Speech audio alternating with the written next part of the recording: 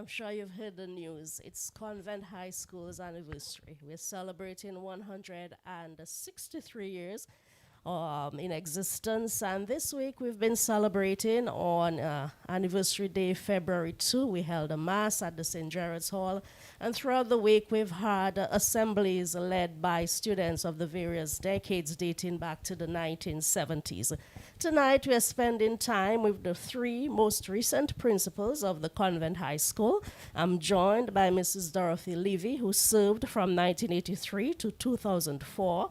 Mrs. Josephine Dublin, who served from 2004 to 2017, and Miss Isabella Prentice, who is the current principal of the Convent High School. My name is Dion Dira, and we'll be with you for about an hour talking about their accomplishments, their various challenges, and how they see the future of the Convent High School and education in Dominica in general. Ladies, welcome to the principal's desk. Literally, this is Miss Prentice's desk. Mrs. Levy, it's so good to see you. I haven't seen you at all this week. How are you? Oh, I'm keeping fine, thank you. Speaking to your mic, Mrs. Levy. Technology. Yes, Mrs. Dublin, welcome.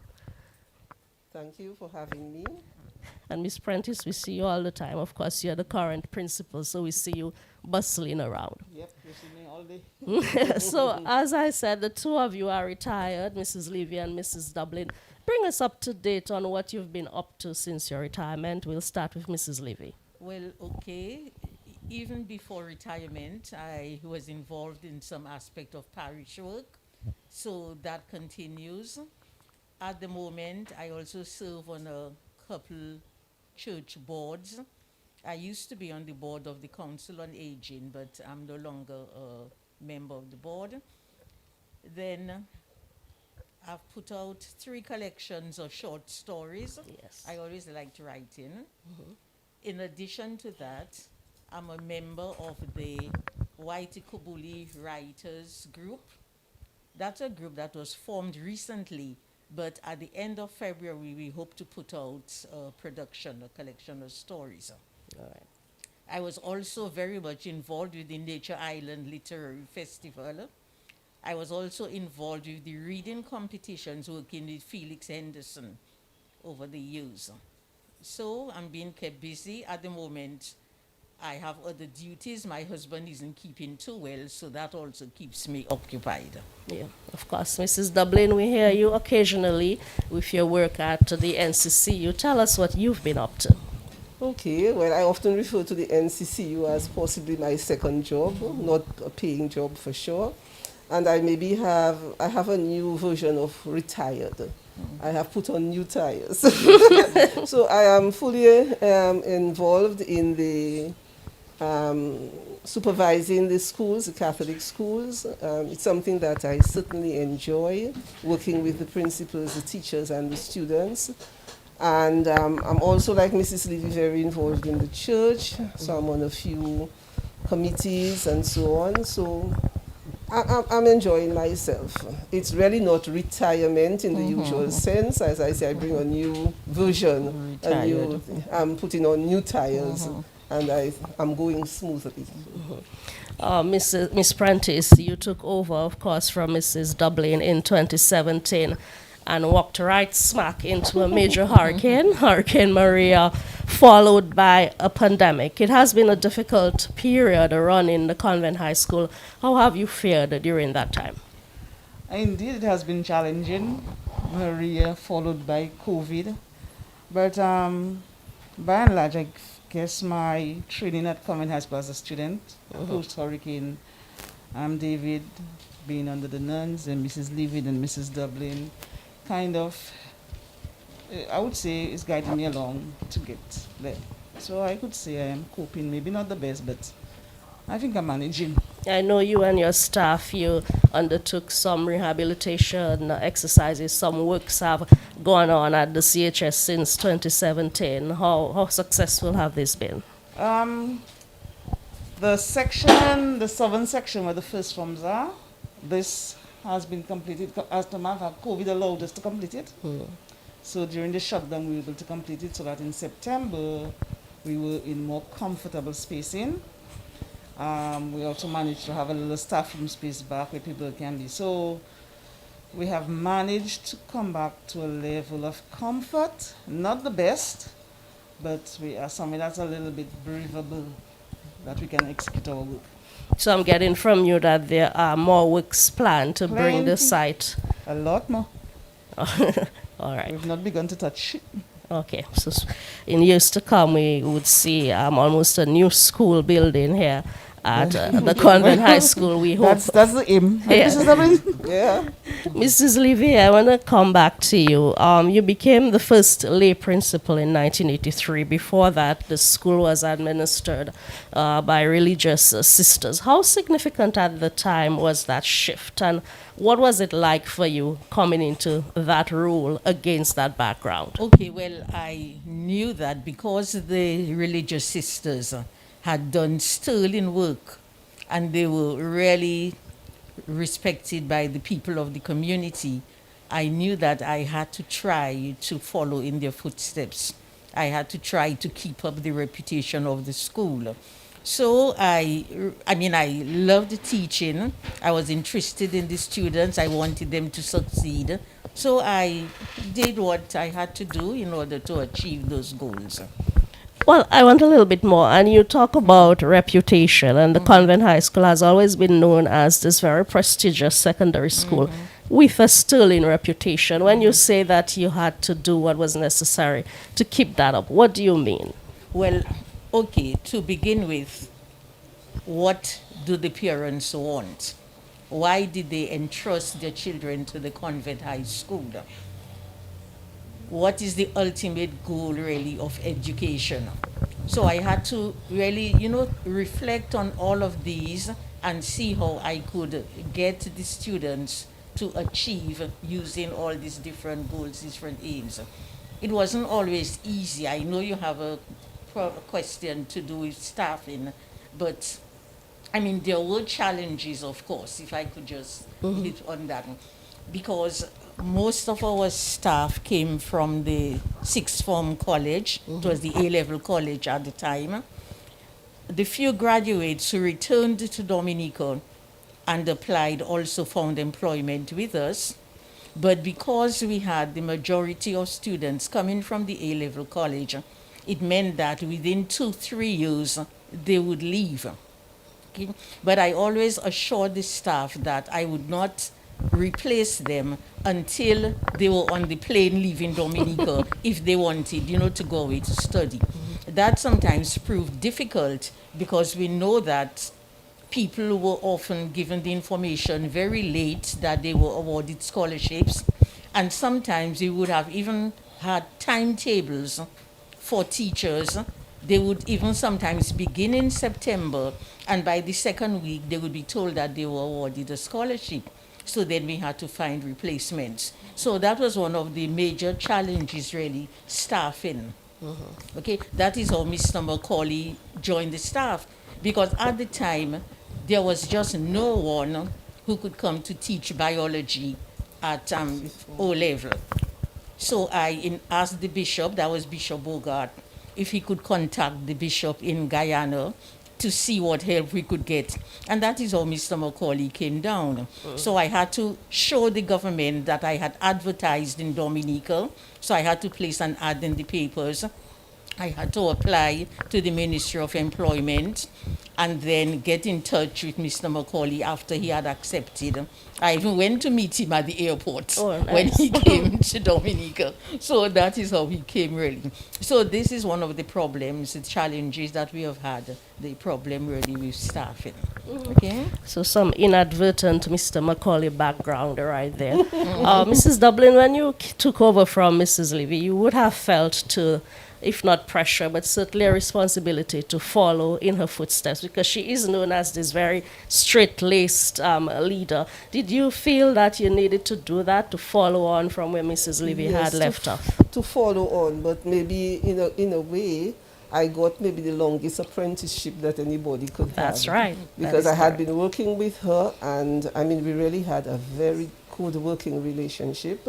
And I always tell people what I still remember most about Mrs. Levy is she allowed me to spread my wings she also allowed me to make the errors. And you know, sometimes in making errors, you learn.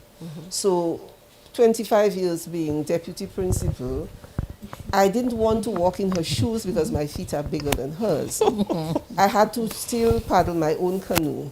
But I think, and I don't know, I always say so, that what I saw was a kind of baton race, a relay race, and I saw her take over from the nuns and being able to steer her own path, and I too could learn from that and also achieve my own path, but not neglecting what we had built together. Yeah. So having a long history is a great advantage in the sense that you have so much that has been built, and if we continue in the same tradition, but with our own special talents, we can continue. So I always said at the beginning that I was standing on the shoulders of some great ladies.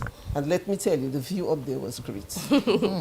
Yes, I like the reference to a relay, because it seemed that you passed the baton right on to Miss Prentice. But Miss Prentice, you've led in the 2000s, well, you know, in the past 3 years. And the students are exposed to different influences. They're very different, you know, what they know, how they come into the secondary school environment and that kind of thing. How has it been for you? I would say challenging, but interesting.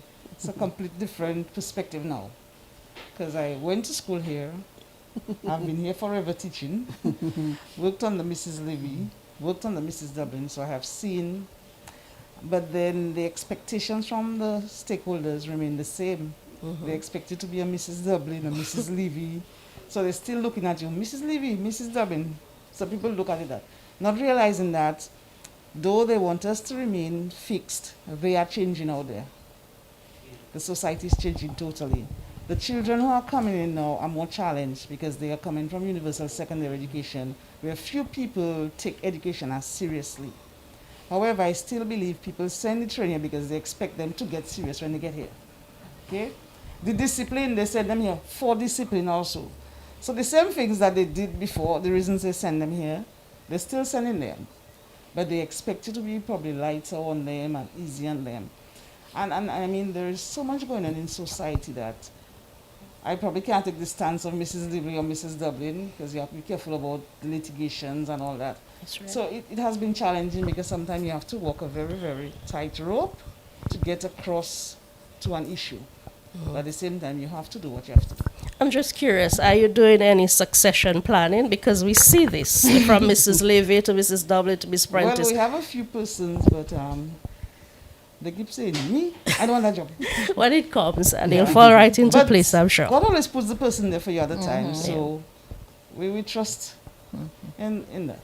All right, so Mrs. Levy, you gave us some insight into the kind of people you worked with in terms of your staff. So I'd like to move on to Mrs. Dublin. And when you took over, what was your staffing like? Who are some of the teachers, the support staff that you had who gave you the necessary lift to continue making the school a success?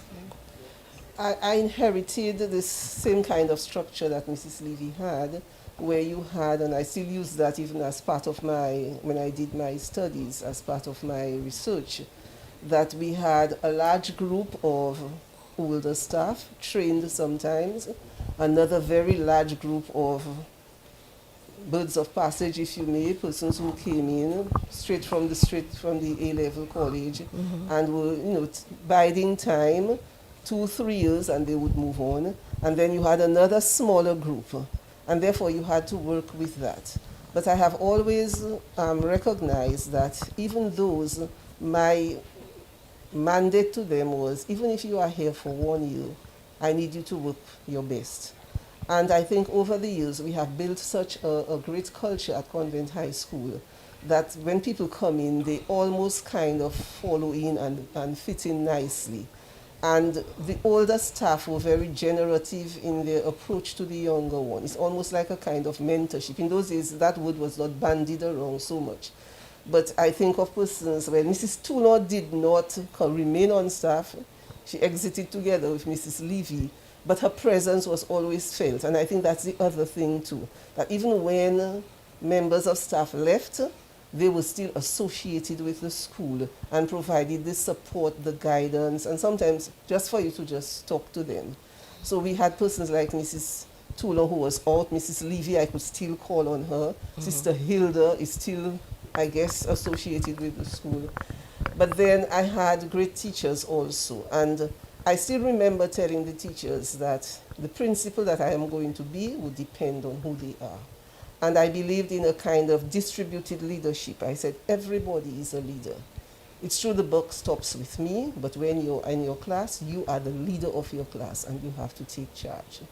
So one of the major difficulties, though, is the fact that staff is not trained. And I think I just dove into that saying, we have to do something about training.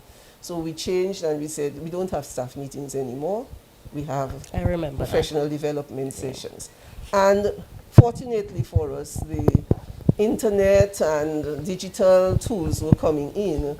So information that would be normally given at a staff meeting was shared via emails and so on. And we had the Google for education, and we had the Google Calendar. So all the dates, our calendar was digital, and persons could just pick it up, look through it and be able to see what was happening, and we used more time in developing staff. And I think that it worked. All right, Ms. Prentice, the indication from Mrs. Dublin is that we've had some core staff stay on. Mrs. Bannis, Mr. McCauley, even Miss Lander, Miss Coffey, they've been around for a while and they're pretty well established. But have you had difficulty, or rather, have you observed that you still have this high turnover of young teachers, and how have you dealt with that? It has not been that high, because I would say we've only had about 4 or 5 who've been in. Since Miss Dublin left, we've maybe only had 3. Oh. So we've had a little stability there. But what we have done is that we've continued with the monthly professional development.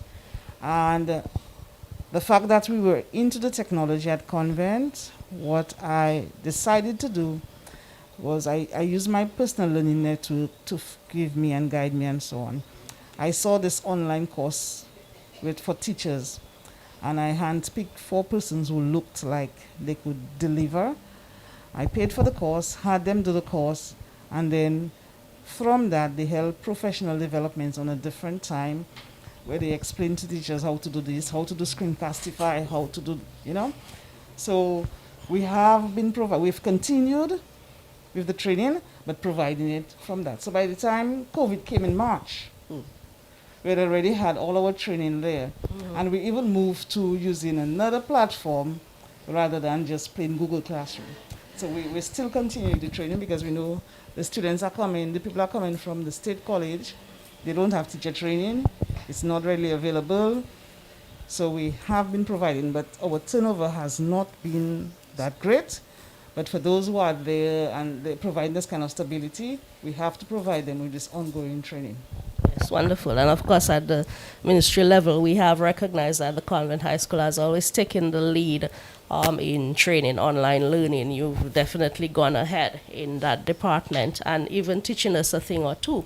I want to go a little bit behind the scenes as to what it's like running the Convent High School. I mean, the Convent High School has always been known as this institution that seems very structured. So, Mrs. Levy, when you were principal, what was a typical day like for you? What got the bulk of your attention on a day-to-day basis? A typical day would have begun the night before.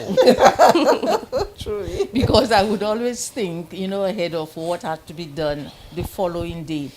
Of course, no matter how much you plan, you always have to cater for emergencies. But on a normal day, really, well, I would have before me, as I said, the list of to do. But in addition, there would be the normal morning sessions. you would have, let's say, excuses from teachers. I mean, you're dealing with people, dealing mostly with women. So you would have people who would call in to say they can't come to school for the day. So I would then try to see that classes would be covered. It would mean going through the timetables, the schedules, and picking up teachers who were available at the time to ensure that the classes were covered, because I felt that it was important to have a teacher in the classroom, because you don't want to be sued if anything would happen, you know, so that was very important. Then you dealt with people who were late, you dealt with parents who would come in for any reason. I mean, I would never close the door, tell a parent, no, I can't see you. So I was always available really to be seen by the parents, by the teachers. And then in the course of the day, I would have certain items marked out. If I would want to maybe visit the classroom or discuss any matter with a particular teacher. So these would be sessions. There would be times when we would have workshops with the Ministry of Education. So that really also would get priority if I would have to attend the workshop. So, and then the day went by very, very quickly. Mrs. Dublin, how about you? Mrs. Levy dealt with the day. But, you know, there's a certain rhythm about school. That's right. And it's not even so much the day as the week or the month or even the year. So there are, I think, if I want to maybe start from your second question, is that I think I spent a lot of time in planning. I had a lot of meetings because I had prepared a structure of, I had a senior leadership team with my two deputies and myself, and we met every Monday to kind of have a bird's eye view of what's going to come for us during that week particularly and prepare for it. And also we had the, what do we call it again? I'm getting a senior moment. It's like a middle management with our heads of department or senior management team. So I had a senior leadership team and a senior management team. Because of the training that we were doing, I found that getting into the classes was very important. And I would, apart from having the heads of department do visits in the classroom, I as principal would just go and do walkthroughs, 5 minutes, and take about 5 classes, 5 minutes each, just to have a pulse of what was happening. And very often, you know, children, the students would be saying, Miss, I like when you come in the classroom, because the teachers are maybe more on their toes. And the teachers are saying, Miss, I like when you come in the classroom, because the children are better behaved. So I did a lot of that because of the thrust on training. I tried to be right in the classroom and doing some monitoring. Another thing that I think I spent a lot of time in was kind of engaging teachers. Seeing, because having gone through the classrooms, you need to know, have some feedback to them and seeing, well, what are your difficulties if there are? How can we help you? And areas that maybe you would need for improvement. So I had the usual run of parents. I think the office, even before it was air conditioned, was referred to as the cold room. I think I learned that from Mrs. Levy. So a parent will come flustered and hot, they'd leave nice, cool and calm. And it had nothing to do with the air condition. I'm sure. Thank you, Mrs. Levy. I think I learned that from you. Ms. Prentice, what's it like for you administering at the Convent High School? There's no typical day, not there? I can well imagine. There's no typical day. First, leading in the time of technology. So technology has removed all boundaries and borders, so there is no time zone. So I get here early in the morning by 7. You have to deal with all the mail because people send mail to you all night long. If you don't switch out your phone, you're going to be dealing with mail. So you have to deal with that because once they start to come into the school, then everybody requires a little piece of your time. So then all the plans you had, COVID threw them away, so you had to go and replan again, get back done, because we had decided SLT, the two deputies and I, that they would be doing supervision and I would be doing other stuff. That got thrown out, so we had to shift. So it's a whole set of planning. Then I spent time looking at what is the data that exists on technology in education, because they were using so much technology at Convent to make sure that we are always on the ball. So I use my PLN to find out what the directions are, how they're going, what are the disadvantages. So, for example, if we have to shut down for online learning, you know the possible drawbacks to it again, because there are several drawbacks. So you spend all the time, then you have time dealing with the children, you have time dealing with parents, because parents are still of the opinion that only the principal can answer their question. People will call on the phone, is the principal they want? They say, no, no, no, it's the principal. So it takes a lot of time, and then you have to ensure you listen to your teachers also, because they too are coping with the post effects of Maria and pandemic. So it takes up a lot of you. And as Mrs. Levy said, your day begins not when you get to school.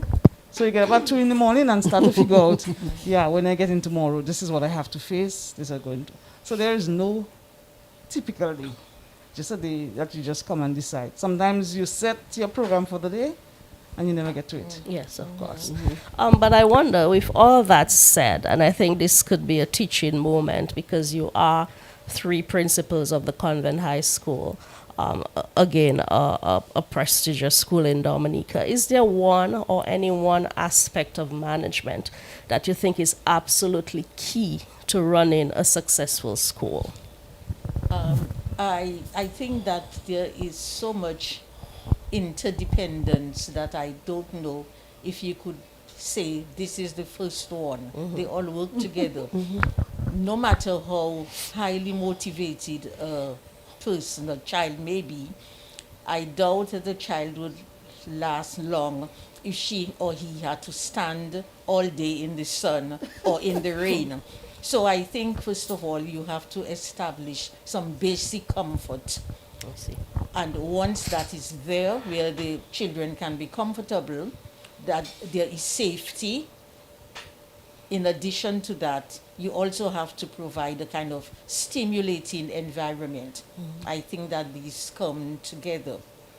Now, once that is there, what helped me though in my years was when I got involved with CXC from the very beginning, and we had to write questions. We were involved in item writing. I even wrote some items. Used to get paid for it. It made me aware that if questions are not properly asked, the children suffer. And we want the children to grow into mature individuals, but we also want them to succeed, to fit into the world so that they can make, their way in life. And as I said, really, it struck me that sometimes the children were not really reaching their potential or achieving as much because maybe in the classroom tests were not set. And I'm not blaming the teachers there, because if we do not provide the training, how can we expect to get excellent? But I became even more aware really of the importance of having tests that were properly set. So I think that I work closely with the English heads of departments when I was deputy head and head of the English department. And as principal, I always try to make sure that children